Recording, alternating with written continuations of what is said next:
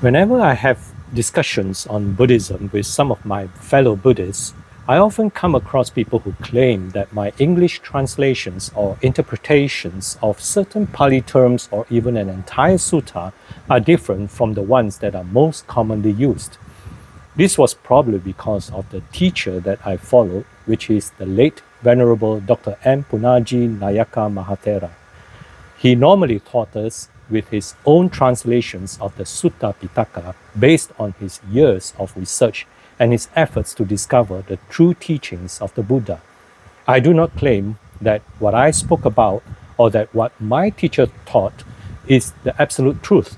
I'm merely providing my perspectives of the Buddha's teachings.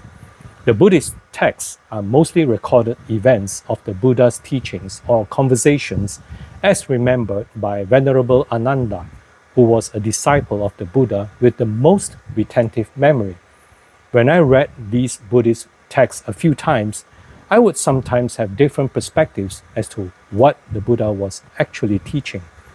A good example is the sutta about Venerable Mahakassapa, which I spoke about before. At first read, I thought that the Buddha was performing a miracle by curing Venerable Mahakassapa of his sickness simply by reminding him of the 7 steps to awakening. Only after I read the text a few times before I came up with a different perspective to the Buddha's intention and the lesson behind it.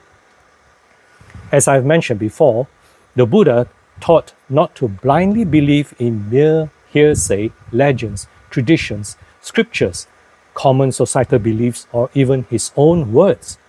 To me, what the Buddha meant was that we have to always depend on our own critical thinking, contemplation, and practice to discover the Dhamma on our own.